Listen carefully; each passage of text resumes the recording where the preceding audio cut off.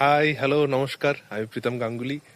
আমি এখন আছি আমার গ্রামের বাড়িতে, শালতোড়ার কাছে মোটুকবনি গ্রামে।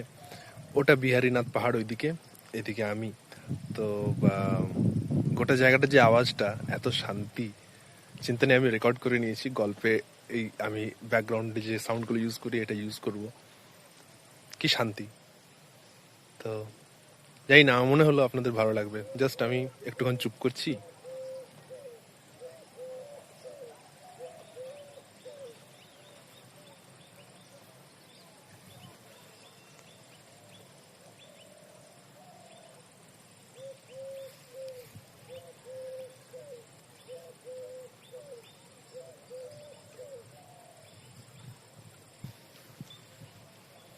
ঠিক আছে, গল্প আরো আসছে। হ্যাঁ, আমি একটা দিয়েছি গল্প ইতিমধ্যে, আম, সুকুমার রায়ের পাগলা দাশু।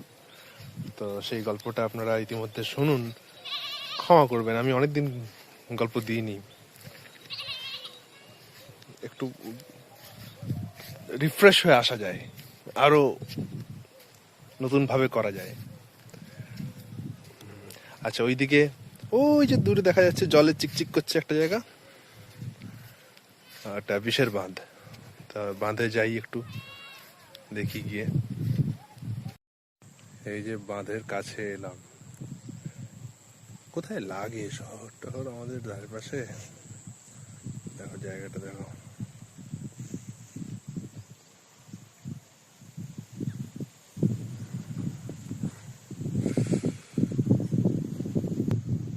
ওইটা হচ্ছে বিহারীনাথ পাহাড়, বাঁকুড়া জেলার উচ্চতম পাহাড়।